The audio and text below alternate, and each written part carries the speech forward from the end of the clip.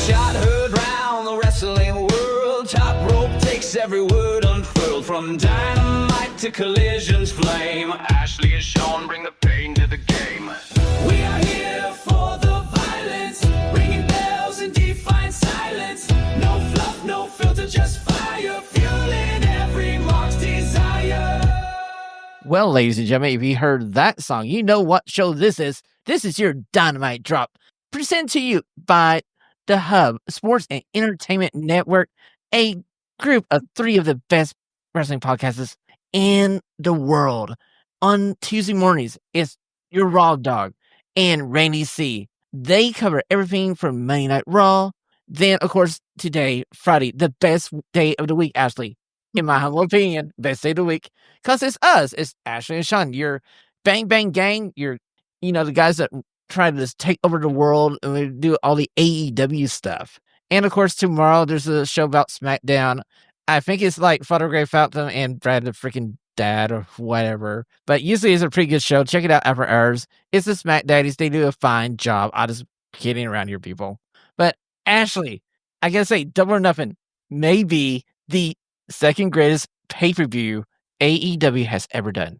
It would be very hard to argue with that. At the conclusion of this, recency bias obviously is always a thing, but man, S tier for me. This pay-per-view was fantastic. Well, let's start with the opening match because they decided to open up this pay-per-view with Mercedes Mone versus Jamie freaking Hayter, the finals in the Women's Own Heart tournament. And my God, this could be easily the match of the freaking year.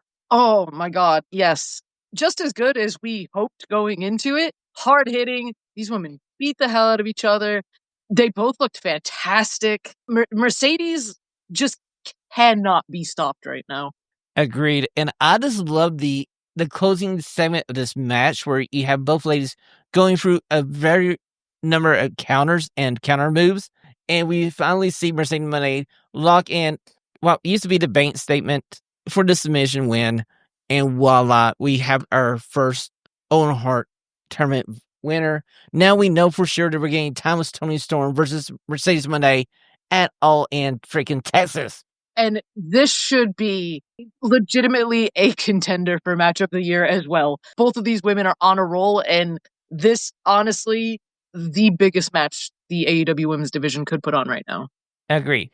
Now, after this match, we have a debut as we noticed the Spider's been in the corner for a few weeks now, and she made her debut after this match, attacking Jamie Hayter. So I got a feeling we're going down the road at Takeda versus Jamie Hayter coming out All In Texas as well, as we have the Australian lady coming in, the Spider. She is known for her time in Stardom, had feuds with Rhea Ripley, Timeless Toni Storm. So we yet again have another Stardom transfer over to AEW. Yeah, she looks great. What her spin snap there to do the crab walk like style pose there would have broken my spine. It's a little frightening, and she clocked Jamie pretty good. So it looks like another hard hitting woman to add to the division. And taking on somebody like Jamie Hayter should be a perfect first opponent for her. Very true. So we move to the second match on the evening, and apparently somebody at AEW listens to this show because they give us FTR versus Nigel McGuinness and Daniel Garcia to be the second match on the card. Now, you were right, Ashlee, when we did our preview. Our boys put up a gallant effort, but it wasn't meant to be. It was not. A good match, though, nonetheless. And I do think coming out of it, I was a little surprised to see Daniel Garcia be the one to take the defeat. I assumed with Nigel coming back and being the one to sort of be returning to the ring and being the part-timer that he would be the one to take either the pin or the submission, whatever it may be for the loss. So I am hoping that this is still leaving the door open for future Nigel matches. I do as well. And I was like you. I was surprised that Nigel didn't take the L here and we had Daniel Garcia basically pass. Now, granted, they gave him the saving grace of passing out and not tapping out from the submission hold. So that's always good for a babyface. Keep them strong. Yeah, absolutely. Like I said, just a surprising result, and I'm hoping that this Saturday on Collision we'll see Nigel back at least on commentary and maybe get some updates about some possible potential future maybe in-ring excursions. We hope so. We do hope so, because more Nigel, please, and thank you. Have a great day. So we move on to the first ever stretcher match for AEW, and that slime ball Ricochet defeats Mark Briscoe. We kind of knew this was going to be the case, and I gotta say, this was a fine freaking match. Yeah, one of those matches that it almost quietly got added to the card. It didn't feel like there was much announcement for it, but we've seen the tangent Ricochet has been on. He's been great. We always know Mark Briscoe is going to give you a good match, and it was. I was in the AEW Heels meeting earlier, and Mark Briscoe happened to be the guest speaker, and he was actually talking about it and said it was like a nice tribute match for Sabu that they had put some spots together, and it was certainly something they were excited to do. Well, I gotta say, Ricochet is on a course now, as we will talk about later in the show about what happened on Dynamite. There may be a future with some people joining Ricochet. We'll just have to wait and see. Let's move on to our buddies, the Hurt Syndicate, with MJF in tow, takes on the Sons of Texas. And like we said, it was just a placeholder match to advance the storyline of MJF merging into the Hurt Syndicate. And Ashlee, were my eyes deceiving me, but Bob let him hug him? MJF was allowed to hug Bob? He didn't immediately pull away. And I did see MJF's his like, they had some comments afterward and everything, and seemingly on the same page. I would still be, very cautious if I were MJF, but he maybe seems to have wormed his way into Big Bob's heart here. I still want to say err on the side of caution here, MJF, because if you notice on Dynamite, they had the backstage segment with the Hurt Syndicate, and MJF was talking about his beautiful double B. If you notice Bobby's face as he's talking about the AEW World Title coming to MJF, Bobby was just like, little brother, I don't know about that. And rightfully so. MJF would have a lot to be worried about if Bobby Lashley were to maybe call his shot for the AEW World Title. Yeah, I would say so. I would say that would be something where I'd go like, Bob, you can have the first shot. Bob, that's fine, because I value my life. And maybe that's where we start to see some tension come in sooner rather than later. Well, if this card did not already had a match of the year contender, allow me to introduce you to probably the best Okada match since he's been in AEW, as him versus Speedball Mike Bailey just about broke the internet. So good. Again, match after match after match after match, where you're just like, what? Like, how is everybody so good? How is everybody so top tier like this? Fantastic. The ending, 2 minutes of this match is just unreal. Exactly. I mean, looking at Okada use his drop kick to counter the finishing jump of Speedball, and he nails him perfectly. I'm like, this guy should be playing in the NBA. This guy has hops. Oh, yeah, and just pinpoint accuracy. Like, we see that spot sometimes, we've seen it a couple of different ways, like that anti-air, super kick, drop kicks, stuff like that. But man, that might have been one of the best ones. It was just perfectly played.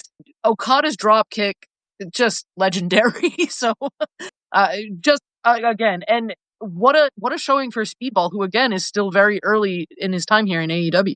Exactly. This match did not do anything to hurt Speedball Mike Bailey. We saw him on Dynamite in a 6-man tag match, and I still feel like he may find his way back to this international or continental title picture. We'll just wait and see. But like I said, one of my favorite matches on this card. Put him in the C2, Tony. Yes. Speedball Mike Bailey in the C2 for 2025. Yes, please. Thank you.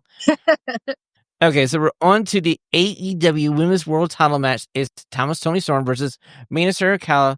And I gotta say, this was an interesting place for this match because we just came off of a kick-ass match in Okada versus Speedball Mike Bailey. So these ladies had some work to do. And I felt like this was a fine match. Yeah, Mina's first big match here since signing with AEW. I think it was a good way to kind of wrap up her and Mina's a little bit of story with her coming in and everything. I feel like it was a nice way to, like I said, wrap that up. Now they can move past it, and we already see what's in the future for Toni Storm. So I am so excited. I gotta say, we are extremely excited for this match coming up at All In Texas, and we are happy to be the ones to review it for you. So more of that to come. Now, this is where me and you probably gonna disagree. We're up to the Anarchy and Arena match. And I may be an old fuddy-duddy. I may be the old guy yelling in the crowd. It's just the music playing so long through the match. I know it was an accident the first time it ever happened. They just kept playing it now. But for your supposedly secondary, like, in a feud kind of match, I don't want the baby faces to call their shots here and ask for cues or music when they should be beating that living hell out of the bad guys. Yeah, no, we're totally going to disagree. I loved every single second of this. I struggle to think of a time where I've had more fun watching a wrestling match. They've won up to the Anarchy in the arena concept every year. And I think like stuff like the music, I think it almost feels like incomplete without things like that. Like it did start off as an accident, but every year we've had a song that's played through. And every year it's almost like a thing to see like, now what song will it be? Now, did I want to scream when it was the little drums and flute for the like the founding fathers young bucks there? Yeah, because that played on for about 4 or 5 minutes and I was a little sick of that. But the Pointer Sisters popping on, I lost my mind. I was laughing so hard. Swerve and Kenny dancing in the ring. Everything about this was just not over the top. Like, I understand why people wouldn't be into it, but man, this was just brain off, have fun, and I was 110% in. And my other, like, little old man yelling at cloud thing is, like, fast forward, like, 48 hours, every one of these guys in this match was on Dynamite. I'm gonna, like, shouldn't they be off of Dynamite recovering from their injuries from this match? Oh, wait a minute, they would have if it was a serious feud-ending match. All right. Well, Swerve was on, yeah. Swerve, I at least will say, didn't get physical. He just went out there for the segment with Hangman, but it's not unheard of in the AEW realm, though. True. So if you want to lobby your agreement with Ashlee or your disagreement with me, you can always do it at the Dynamite Drop on Twitter. Go ahead, send me some messages, please, and thank you. Do you agree with Ashlee or do you disagree with me, which is just agreeing with me again? Well, let's move on to a match that's probably just like me, as I just stumbled into this show, and apparently the Don Callis family versus the Paragon was like the cool down match. Can you imagine Takesha and Adam Cole in a freaking cool down match? This is insanity, okay? This was the match we talked about last week. It kind of got put on the card, and it didn't really have much of anything that felt like it maybe should have been on the card. It didn't feel like it had risen to that level, I guess. But these are a lot of guys that you maybe don't want to miss out on being the card, so I get that. But this was just truly the most unfortunate place to place this match, because you placed it between this, you know, however you may have felt about it at home, the audience was certainly into Anarchy in the arena, right? Like, everybody's losing their minds, they're screaming. Then you go into this match where it kind of got real quiet for a while, and then you go right into Hangman and Ospreay again, which is, again, the crowd's awake, they're up. I felt like this was one that maybe could have been saved for, you know, maybe this post Double or Nothing Dynamite or something like that, something to have some big names on this post episode of Dynamite. But it is tough to argue against having those guys on the card. Just a bad place, but a decent match, obviously, because it's the level of talent in the match. You know, you could have changed the placement here of this match with probably the Hurt Syndicate match versus the Son of Texas. And I feel like that might have been a little better placement for this trios match, because we know what's going to happen with the AEW Tag Team title match. We know the Hurt Syndicate is going to win. And I feel like the fans would, hey, look, you know, it's MJF, it's Bobby. They're going to enjoy that little interaction, and we can get into the main event. And oh, by the way, if the opener wasn't the match of the year, Hangman Adam Page and Will Ospreay went out here to declare that they are the match of the freaking year. And what did we say last week? We were so excited for this, and this lived up to everything for me anyway, like, it lived up to everything I hoped it would be. This first time one-on-one, they both have these like great, like, big time entrances. Everything feels like a big fight feel in it. I do like capping off the pay-per-view, like starting it off with the Owen Hart tournament and then capping it off with the Owen Hart tournament. I thought that was really cool. But no surprise here from these two guys. Just unreal. The last like 10 to 15 minutes of this match, I was losing my mind. I was like, it's far too late for me to be this loud. Of course, because I mean, we're rolling into like 12:40 Eastern at this moment as we're watching the final moments of this match where we're seeing guys hit counter after counter, kick out after kick out. But it was a great match. I was into it. Yeah, I want the assassin to win, but I'm perfectly happy with the way we have the redemption of the Hangman. Yeah, and I love where I hope this is heading at All In. This, I think, truly, no matter who won this match, like we won. Like we're not gonna lose, no matter who won this match. I think it's a great call for Hangman, and especially with what we saw following on Dynamite. Like my interest is at an all-time high. So, Ashlee, I got a feeling that you are going to say that everybody who hasn't seen Double or Nothing 2025 ought to go to whatever means they need to do to watch the dang show. Oh, I absolutely am. It's one of those shows. It has like just a buffet. It's like there's a little bit of everything, and for me personally, just one of I think AEW's top pay-per-views. And like you said at the beginning, maybe a top two. It certainly made a case for it. Well, I'm struggling to find a match that was weak. A match where I go like, oh, you don't need to see this, because literally everything on here, even the match that I dislike the most, the Anarchy and Arena match, still has some things that you need to see in it. Yeah, and even stuff that, like you said, was maybe predictable, like the tag team title match. There's still a lot of fun stuff with MJF and the Hurt Syndicate that happened throughout the match and stuff like that. So it's still worth checking out, and it's going to be stuff that factors into, what's coming down the road. Agreed. So let's talk about the Dynamite after Double or Nothing as we open the show up and we get another great Hangman Adam Page promo. And this promo gets interrupted by Swerve Strickland. Swerve's on a mission because Swerve's thinking about something that somebody said a while ago about somebody never wanted him to be AEW World Champion again. And he shows Heyman a clip where the Young Bucks go like, hey, we did this for you. And Swerve wants to know, dude, did they do that? Should I be mad at you? And Heyman Adam Page goes like, you idiot. If I wanted to do it, I would have done it myself. He said, newsflash, dumbass.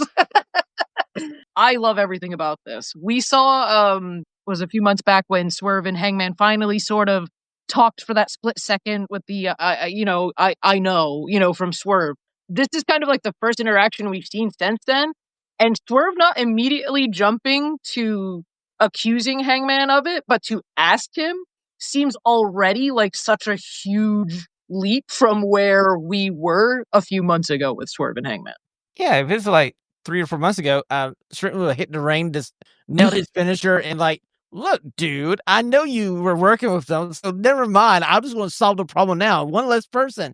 Hey, it's open buck season. Where are the bucks? Yeah, and then surprise of all surprises, we get another guy joining us in the ring, and Will Ospreay comes out, and he's trying to get everybody on the same page. He's trying to, like Nick Fury it, I guess, kind of get the Avengers together. That trio, just that shot of Swerve and Hangman and Will Ospreay in the ring, man, holy, what a main event scene for years to come for AEW. True, but I would argue that this is more like the Suicide Squad, because I don't think these 3 people can coexist. That's true. That's very true, because we saw Hangman and Swerve not wanting to work with each other, and even though they've had these like fleeting little moments of like, all right, maybe I can let it go, they still seem pretty bitter with each other. So I'm very excited to see what unfolds for the next like 2 months, to see how we get to them, even if it's begrudgingly teaming together.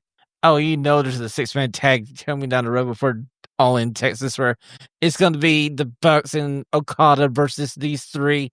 And somehow, some way, there's going to be something funky where we have a moment, maybe Heyman and Swerve are in the ring and they almost cost each other the match. And they're just looking at each other going like, yeah, I knew it all along. I'm very excited because we already know how Swerve feels about the AEW World Championship, and we know how he feels about Hangman. So these next few weeks should be very interesting. Well, our first match of the evening was kind of interesting as we see 3 members of the Death Riders, as we have Moxley, the quote-unquote hard gun, and Gabe Kidd, and Minister Fear. They defeat Briscoe, Speedball Mike Bailey, and Widow in a fine match. Yeah, a little less anarchy, but still some anarchy. All over the place, obviously, with Moxley and Gabe Kidd I do like this. We've been doing more intergender tag team wrestling in AEW, and I appreciate that. I do as well. And this was basically if you want to say 50-50 booking for a week, the babyfaces won the match at the pay-per-view. Now the heels get a little bit heat back because we still have your world champion Moxley, who has a match in 7 weeks versus Hangman Adam Page. So we need to get the heels warmed back up again as we head off to the next pay-per-view. Oh, yeah. That was totally just for Mox to get a win back this week. So, speaking about 50-50 booking this week, we have a rematch from Double or Nothing, the 0 Hour, as we saw Megan Bayne and Penelope Ford defeat Anna Jay and Hardy Cameron. And I gotta say, Hardy Cameron is a champ because she got her nose busted open. Like, I want to feel sorry for the girl. Oh my god, yeah. She took a pretty hard face first slam from Megan Bayne into the steps and came up with her nose bleeding. And I haven't quite seen any updates yet on if it was like broken or if it was just, a little busted up or anything. Hopefully she's okay because what a goddamn champ. She got right back up, got right back in there, told him no, she was fine. She like finished off the match and she just continues to look better and better every time she gets in the ring. And not to mention, this was another AEW women like hardcore match. Like they were just going out there where they all looked great. The women just kill it in these hardcore situations. They are making the case for AEW Women Tag Team titles. Tony, are you listening? We need some freaking AEW Women Tag Team titles because we have 2 tag teams here that look like tag teams. Right, and we have been waiting. I know, and waiting. Well, we go backstage, and this is where I was mentioning Ricochet is backstage doing a promo, and he goes like, in AEW, there's all these factions around. You know what? I may want to get me some people. Maybe I need a crew. And he said crew. So, wink, wink. Do you think the crew's going to join Ricochet? Oh my god, this would be the most insufferable faction. In the best possible way. Like, Lio Rush and Ricochet together, along with, like, kind of bringing up Action Andretti with them, could really help out Action Andretti, especially with the character work Ricochet's been doing. AEW is very faction heavy, and you do always need somebody to kind of have your back, so it would behoove Ricochet to maybe find himself some crewmates here. Well, speaking of factions and stuff, the next match is something interesting, and I gotta say, whoever put this together, why? As we have the Ops defending their Trios Championships against the Frat House. If you don't know what the Frat House is, go look at ROH for the last couple of months. This is where they place Cole Carter, Preston Vance, and Griff Garrison in a group, and their whole gimmick is like they are guys past college, still thinking they're in college. This is not my favorite gimmick on Ring of Honor. I've been pretty open about that. A weird place to bring them on TV, I think, as well. Just a quick short work match for the Ops. Kind of been hoping to see Preston Vance, especially in kind of a bigger position than he's in. So I don't know where the end game, I guess, would be for something like the Frat House is. There is no end game for this. This is a placeholder for these guys until they can find something else for them, or they let their contracts run out and they go the way of a lot of other talent that was on AEW Dark. Yeah, truly. And that's it's truly a shame that Ring of Honor certainly does kind of feel like that, because there are a lot of great talents in Ring of Honor, but it does feel like something you do need to like graduate from to get on AEW TV. And I feel like it's where we get these kind of like maybe like test, like gimmicks like this. Like I feel like this was kind of like maybe a see how it works in the main roster type of thing. I didn't see a great reception, I'll be honest. The reception was like Samoa Joe looking at Preston Vance taking the tag, and he's going like, dude, why are you tagging into this match? Katsuyori Shibata also had a pretty confused look on his face. Anyhow, our trio champions win today. It's a 5 beatdown, and the Ops look good. So on we go. We have a TNT championship match which should have been probably on the pay-per-view, but it's here on this episode of Dynamite. It's Adam Cole versus Kyle Fletcher. Why are we going to this match now after the pay-per-view? A good question, especially as we just talked about the trios match and how it certainly felt a little out of place on that card. At least a one-on-one singles titles match would have made more sense. Again, not sure why it's here. I'm not going to complain about seeing Kyle Fletcher in action on a Wednesday night. Wouldn't have even been upset if we had pulled the trigger. Well, we do have Josh Alexander coming down here to basically throw this match out. So Adam Cole wins by disqualification. Kyle Fletcher doesn't get pinned. You save that for later, or if you want to flip the title onto Kyle Fletcher. And I do want to say, Kyle Fletcher was also had some post-match comments a little after, where he sort of implied that he was a little annoyed that the Don Callis family came out because he had the match won until they came out. Well, maybe he's seen the light like Will Ospreay did last year, and we're on the way to a babyface Kyle Fletcher run.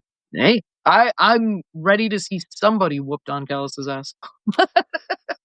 We got announced that we're having this Continental 4-way contender match for see who Omega wrestles next week on the show. And this week, we get a return match as it's Brody King versus Josh freaking Alexander. What a match. Oh my God. I hope Josh Alexander is okay. Did you see the cut on his head? I mean, Ashlee, it was sick. Let me tell you, sick. He was leaking blood. These are two already, as we know, heavy hitters. And Brody King absolutely did not hold back. And I was not unpleasantly, but very surprised to see him take the victory in this match. I know. I was feeling like this was made for Josh Alexander to advance because I've been the same for like the last couple of weeks. I feel like we're heading to Omega versus Okada, title for title at All In Texas. So this match coming up next week is just a placeholder on the course till we get to All In Texas in 7 weeks. Yeah, absolutely. Unfortunately, I was like, he won this match, but I don't like his chances, obviously, in the title match. But it's nice to see him get one of these, like a bigger victory, especially over somebody like Josh Alexander, who's been this big, integral part of the Don Callis family since joining and everything. And another good showing for Josh Alexander and people who may not have been familiar with him prior to his AEW appearances. Oh, if you're not familiar with Josh Alexander's work, do yourself a favor. Pause this podcast, go over to YouTube, type his name in, and sit back and watch some of his matches in TNA. You'll thank us later. Oh, yeah. So good. So we're up to the main event, and I love the fact they put this as the main event of the show. Now, granted, it feels more WWE-ish, but it's Mercedes Mone, Toni Storm in the ring, and they're trading verbal blows for each other. And I gotta say, Timeless Toni Storm won this one like a 10-9 round. Man, all right, so AEW, again, starts and ends their show mirroring Double or Nothing with the Owen Hart tournament finals winners and everything. So you start off with Hangman this time and you end with Mercedes Mone. Toni Storm has been killing it. I gush about her all the time, so I don't want to get too much into it. But Mercedes Mone, I feel like felt personally slighted at All In with the match against Britt Baker and the reception to it, because this woman has been like on a personal mission since then to prove to everybody she is the actual best in the world, because match after match has been fantastic. These promo segments have been great. This segment alone got me so excited for this match. It just like immediately put it on the level with Mox and Hangman for me. Well, actually, in some parallel universe, this was going to be a main event at WrestleMania. And what a missed opportunity.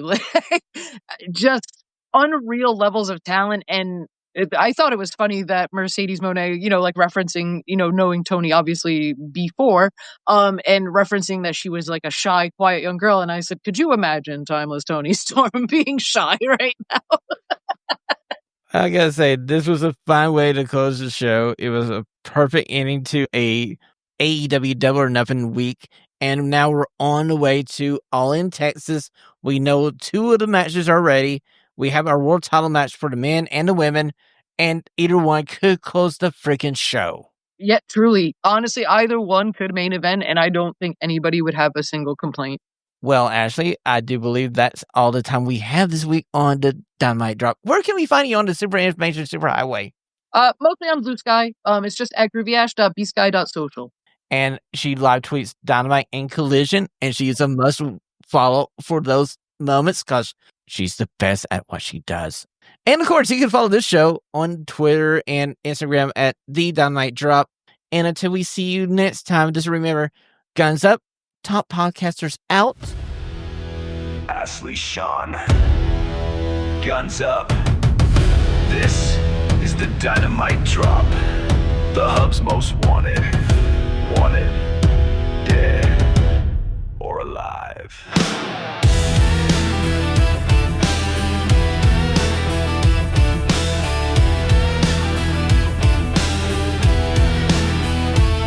With a shot heard round the wrestling world, top rope takes every word unfurled. From dynamite to collision's flame, Ashlee and Shawn bring the pain to the game.